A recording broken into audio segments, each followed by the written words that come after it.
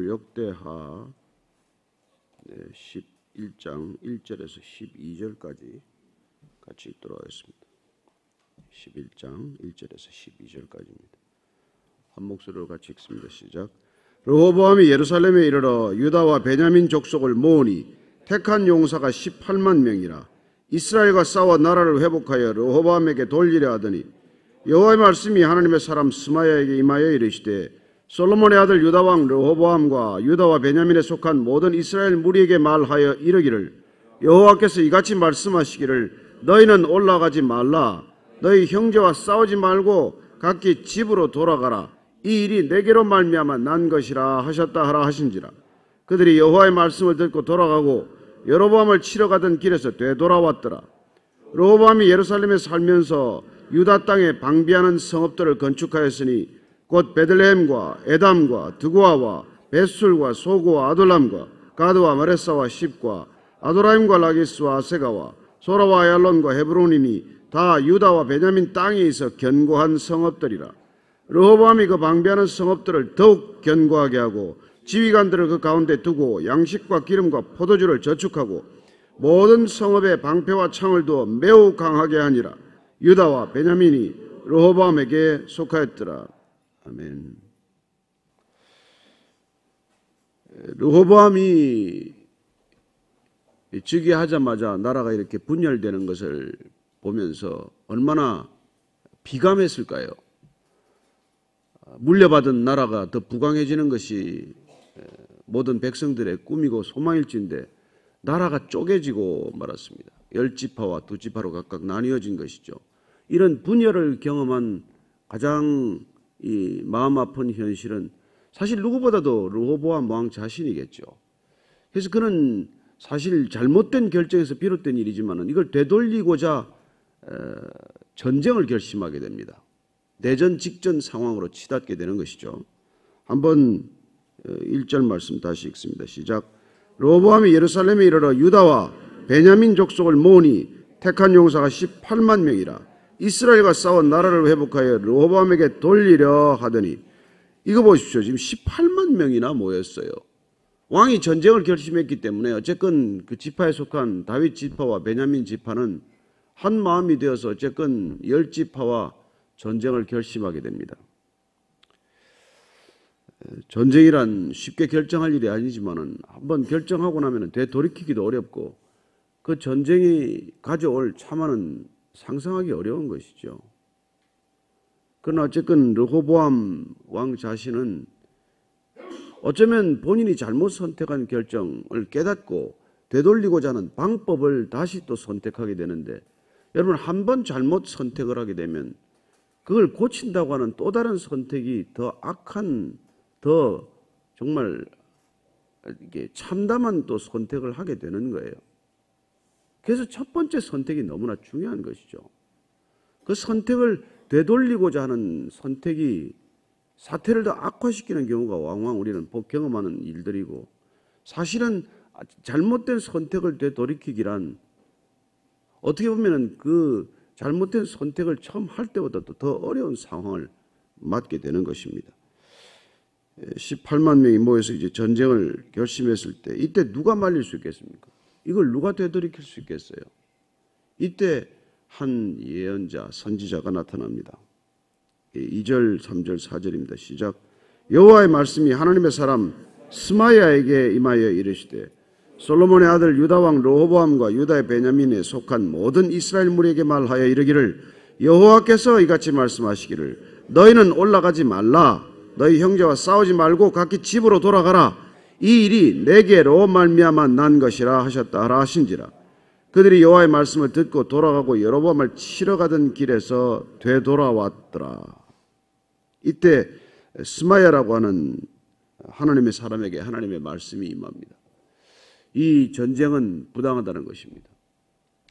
분단, 나눠지는 것 자체도 아픈 상처이긴 하지만 갈등도 상처도 다 아픈 일이지만은 그러나 이걸 되돌이키겠다고 이 상처를 수습하겠다고 이 분단을 강제적인 방법으로 전쟁으로 회복하겠다고 할 때 닥칠 그 상처는 상처를 싸매는 것도 아니고 상처를 낫게 하는 것도 아니고 더 깊고 깊은 상처를 남기기 때문에 전쟁은 안 된다라고 말하는 것입니다.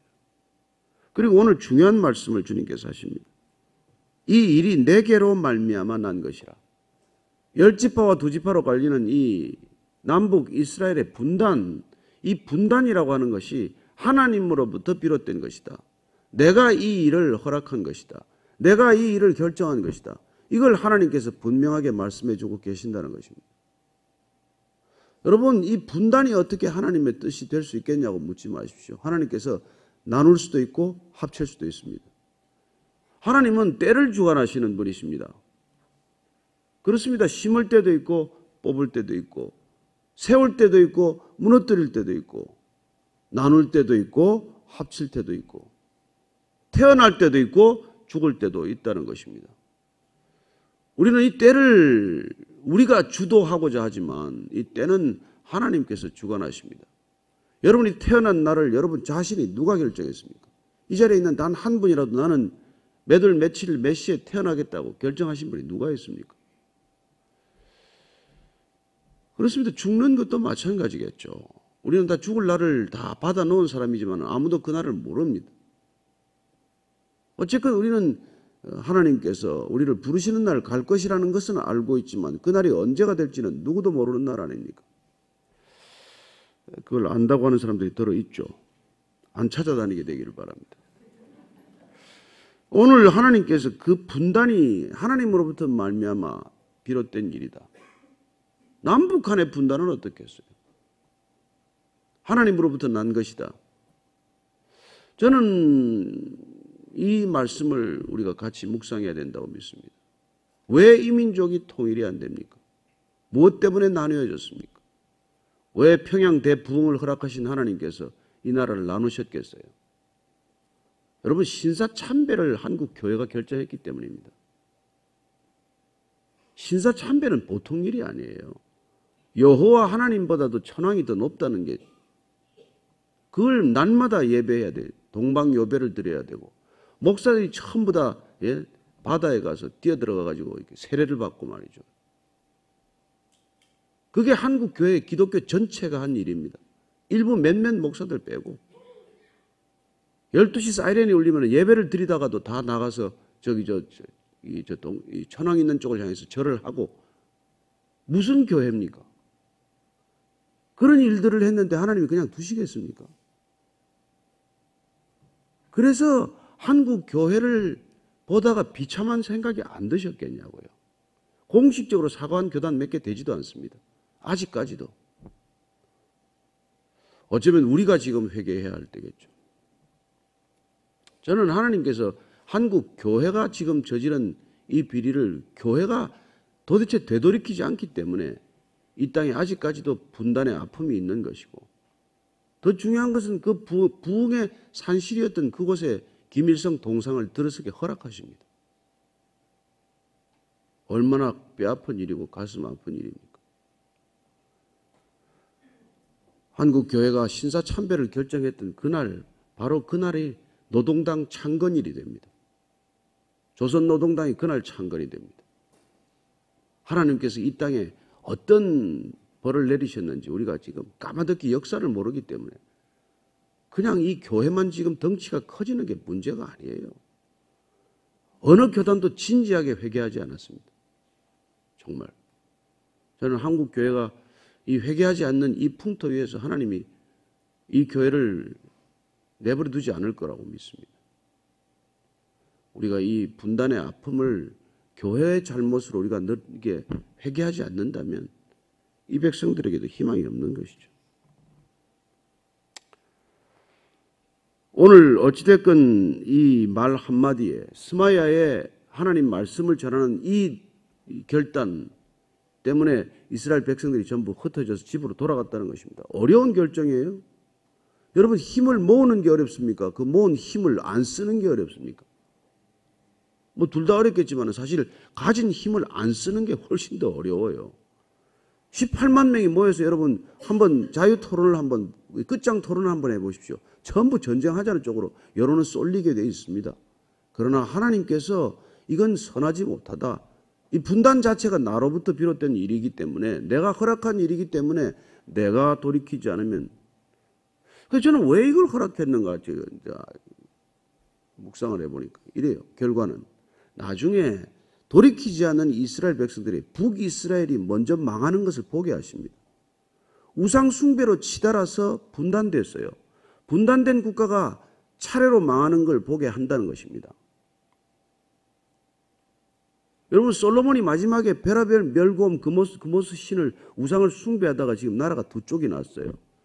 그리고 다윗 지파는 하나님께서 언약을 하셨기 때문에 다윗 지파 내가 그 왕위를 영원히 견고케 하리라고 약속하셨기 때문에 지금 베냐민 지파 하나는 정말 무슨 이 췌장처럼 하나 붙어 있는 거예요. 맹장처럼. 왜냐하면 그 유다 경계 안에 이 지파가 들어가 있기 때문에 그렇습니다. 근데 다 이 베냐민 지파가 다 다른 것도 아니에요. 일부는 또 이게 저쪽 북이스라엘에 붙기도 합니다. 어쨌든 지금 이 다윗 지파 하나는 하나님께서 그 언약 때문에 지키겠다고 약속을 하셨는데 지키기 위해서 북이스라엘이 계속 우상 숭배하는 걸 보게 하시고 그리고 그 결과가 멸망이라는 걸 보게 하시고 끝까지 다윗 지파만은 지키고 싶어 하셨고 그 다윗 지파는 회개하도록 하나님께서 끝까지 기다려 주시지만 끝까지 회개하지 않다가 결국은 명하는 길로 가는 것이죠. 그렇습니다. 지극한 우상 숭배에 해당하는 북한 땅을 보면서도 한국에 이 정신을 차리지 못하는 교회를 보고 한국에 무슨 일이 일어나겠어요? 저는 때로는 너무나 두려운 생각이 사로잡힙니다.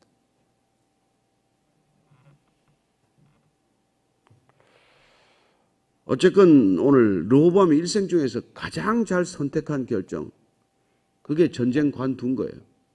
어찌됐건 그 말을 듣고 스마야를 또 잡아다가 어디 집어넣어 놓고 말이죠. 예레미야 곤장 때리듯이 그렇게 했다면 또 무슨 일이 일어나겠습니까? 르호보암은 마치 위화도 회군을 하듯이 회군을 해서 그 힘을 안으로 쏟기 시작하는 것을 보게 됩니다. 자, 5절 이하를 읽습니다. 시작.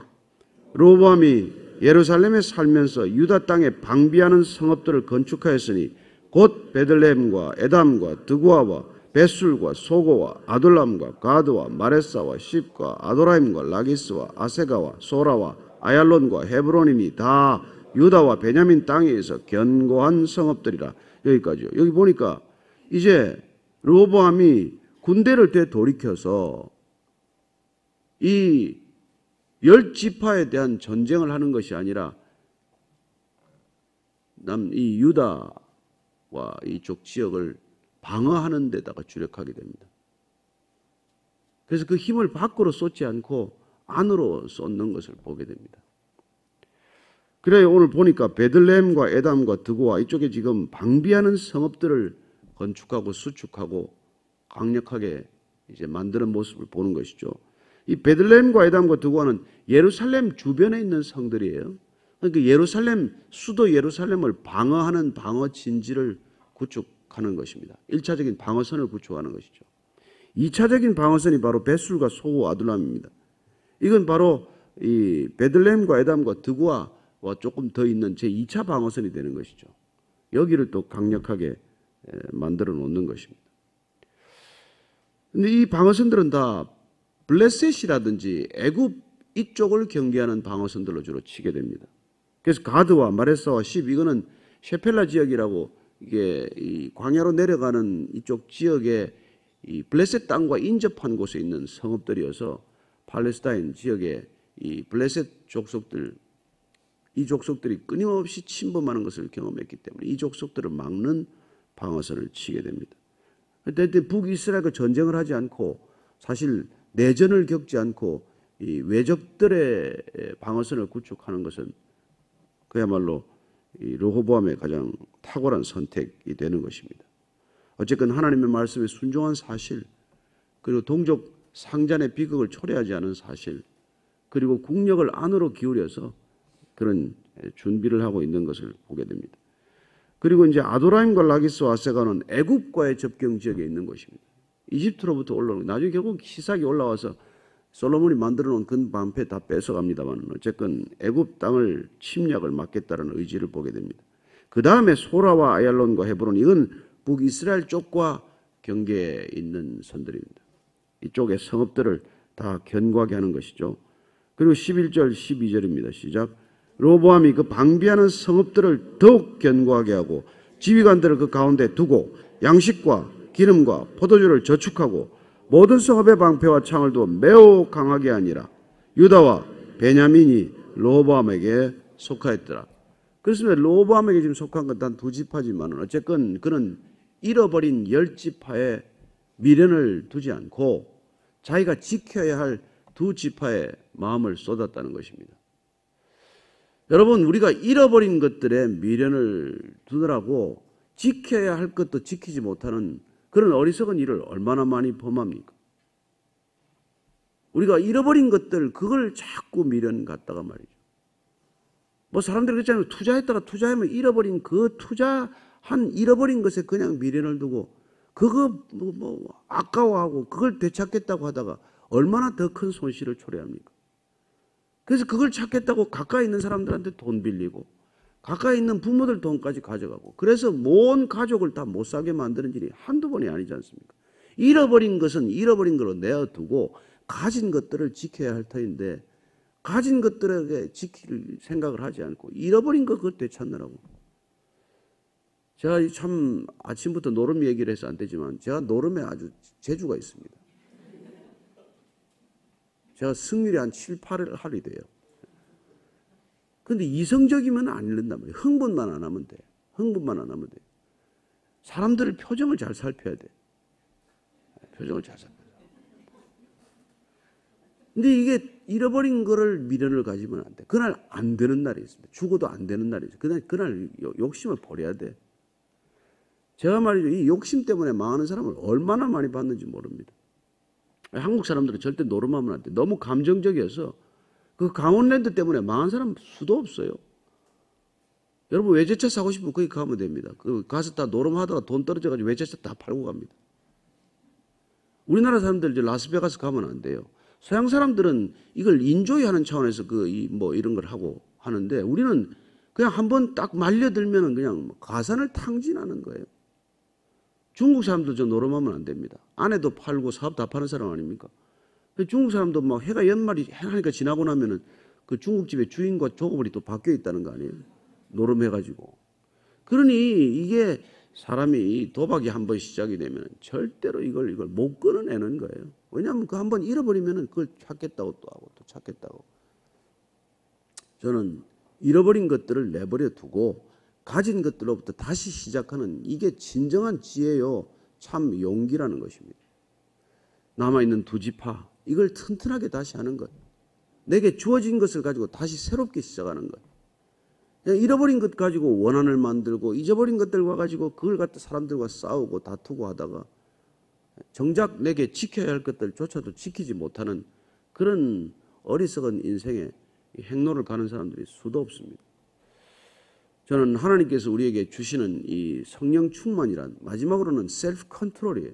자제할 줄 아는 거예요. 절제하는 겁니다. 젊을 때는 감정이 뜨거워지면 절제가 안 되잖아요. 그걸 멋이라고 또 생각하거든요. 절제하지 않는 걸 멋이라고 생각을 해요. 아니요. 절제하는 것보다 더 아름다움은 없습니다. 근데 이게 작은 것을 주셨더라도 이 작은 것을 지키는 것. 누가복음 한번 찾아보시죠. 누가복음 16장 10절. 16장 10절. 자, 같이 읽습니다. 시작. 지극히 작은 것에 충성된 자는 큰 것에도 충성되고 지극히 작은 것에 불의한 자는 큰 것에도 불의하니라. 여러분, 크고 작은 일 없습니다. 작은 것에 충성하는 것이 곧 큰 일에 충성하는 것이고 작은 일에 불의한 것이 큰 일에도 불의하는 것이다. 주님께서 하시는 말씀입니다. 작은 거짓말이 여러분 큰 거짓말 되고 얼마나 큰 인생을 거르치는 일들이 됩니까? 그러니까 우리가 이 크고 작은 것에 대한 분별이 자꾸 이렇게 우리를 혼란스럽게 만드는 것이죠. 이까짓 거 어때? 이까짓 거 어때? 여러분 뚝이 작은 구멍에서 무너지는 것이 뭐 바로 큰 구멍이 나는 법이 어디 있겠어요? 그래서 이 하나님께서 정말 무기를 들었던 걸 내놓게 합니다. 예수님께서 마지막에 어떻게 하십니까? 겟세마네에서 기도를 끝마치고 가다가 붙들리게 될 때 그때 잡으러 온 그 종의 귀를 말고 귀를 베드로가 쳐서 떨어뜨렸을 때 예수님께서 어떻게 말하십니까? 마태복음 한번 찾아보시죠. 마태복음 26장 52절 이하를 한 번만 읽고 마치겠습니다. 마태복음 26장 52절 54절까지입니다. 시작. 이에 예수께서 이르시되 내 칼을 도로 칼집에 꽂으라. 칼을 가지는 자는 다 칼로 망하느니라. 너는 내가 내 아버지께 구하여 지금 12군단 더 되는 천사를 보내시게 할 수 없는 줄로 아느냐. 내가 만일 그렇게 하면 이런 일이 있으리라 한 성경이 어떻게 이루어지겠느냐 하시더라. 칼을 도로 칼집에 꽂으라. 여러분, 칼 빼는 일은 쉽지만은 칼을 도로 칼집에 꽂는 일은 어려운 결정입니다. 남자가 칼을 뽑으면 호박이라도 찔러야지 뭐 이런 얘기 하거든요. 칼을 빼는 일을 조심해야 되고, 칼을 칼집에 꽂아두는 이유는 뭡니까? 가능한 안 쓰기 위해서예요. 칼을 칼집에 꽂아두어야 되는 이유가 있단 말입니다. 칼집만 보고 사람들이 칼을 쓰지 않도록 하게 하기 위해서 우리가 칼을 조심해야 되는 것이죠. 칼을 쓰기 시작하면 이미 이게 망한다는 거예요. 칼을 망한다는 겁니다. 우리가 군대를 왜 둡니까? 전쟁 안 하기 위해서 군대를 두는 거예요. 전쟁하기 위해서 군대를 두는 게 아니란 말이에요. 근데 그 군대가 약해지면 되겠습니까? 제가 지난달에도 계룡대를 갔다 오고 어제도 계룡대를 내려갔다 왔는데 정말 군 부대를 이렇게 들어가는 게 참 어렵지 않습니까? 들어가서 보고 여러 가지 참 생각이 또 많이 생겼는데 저는 이 군대가 강력해야 한다고 믿습니다. 전쟁하기 위해서 강력해지는 게 아니에요. 안 하려면 강력해야 전쟁이 안 생기지. 군이 흔들리면 전쟁 나게 돼 있어요. 칼집에 꽂기 위해서, 꽂아두기 위해서 칼을 늘 벼려야 하는 것입니다. 정작 뺐는데 칼이 뭐 무뎌져가지고 쓸모없는 칼이 되면 그 무슨 칼이겠어요. 그래서 이 정말 오늘 이 르호보암이 한 결정 중에서 가장 잘한 결정이긴 하지만 그러나 한 가지 아쉬운 건 뭡니까? 모든 결정에 앞서서 그는 하나님께 먼저 묻는 버릇이 없어요. 모든 결정을 본인이 일단 해놓고 일을 저지르는 스타일이라는 말이에요. 하나님께 이 정말 어떻게 이 백성들을 내가 대해야 됩니까? 물었더라면, 그리고 어떻게 이 백성들에게 내가 말해야 합니까? 참모들에게 묻기 전에 하나님께 물었더라면, 하나님께 묻고 나서 참모들의 의견을 참고만 했다면, 그리고 18만 명이나 되는 병력을 모으기 전에 내가 올라가야 하리까 아닙니까를 물어야 했다면 그런 많은 결정들의 실수를 줄일 수 있었을 것입니다. 오늘도 우리가 이 자리에 나온 까닭은 하나님께 여쭤보기 위한 자리요, 하나님께서 말씀하시는 말씀을 듣고자 하는 자리이기 때문에 오늘 저와 여러분들이 다시 한번 이 자리에서 하나님의 뜻을 분별할 수 있게 되기를 바랍니다. 너희는 거룩하라. 나 여호와가 거룩하니 너희는 거룩하라. 했으면 거룩에 초점이 맞춰져야 한다는 것입니다. 저도 육신의 건강을 위해서 아침마다 뛰었던 때가 있어요. 그러나 육신의 건강은 잠시의 유익이 있지만 우리가 아침마다 기도하고 하나님을 사모하는 이 경건은 영생의 유익이 있다고 말하지 않습니까? 저는 여러분들이 이 유익을 놓치지 않게 되기를 바랍니다. 하나님으로부터 지혜를 구하십시오. 하나님께 먼저 물으십시오. 하나님의 말씀을 먼저 우리가 순종하기를 축복합니다. 오늘 기도할 때 하나님, 제 인생에 개입을 멈추지 말아 주옵소서. 기도를 쉬는 죄를 범하지 않게 하여 주옵소서. 그리고 하나님의 뜻에 순종하고자 하는 결단이 흔들리지 않게 하여 주옵소서. 한번 그렇게 같이 기도하겠습니다. 하나님 아버지, 전쟁이 날 뻔했습니다. 그러나 스마야 예언자의 말을 르호보암이 들음으로 순종함으로 전쟁을 막을 수 있었습니다. 이 땅에도 언제 전쟁이 있을지 모릅니다. 그러나 하나님의 말씀에 순종하는 자들, 또한 하나님께서 나누어진 것들을 합치고자 할 때 우리가 어떻게 해야 할지를 주님께 묻고 주님께 뜻을 구하고, 그리고 돌이키라 할 때 돌이킬 수 있는 민족이 되게 하고 교회가 되게 하여 주옵소서. 이 땅에 교회가 여전히 주님의 뜻과는 어긋난 길로 가고 있습니다. 주님, 이 교회가 돌이키지 않고 이 땅 가운데 진정한 평화, 진정한 통일, 진정한 화평은 없는 줄로 믿습니다. 하나님, 다시 한번 주께 엎드리게 하시고 전심으로 진심으로 통해 자복하게 하시고 교회가 저질렀던 비리, 부패, 타락을 우리가 다시 한번 주 앞에 엎드려 모세가 백성들을 위해 회개했던 것처럼 회개하고 통회하고 주 앞에 엎드려 다시 한번 주의 은혜를 간구하는 우리의 기도가 되게 하여 주옵소서.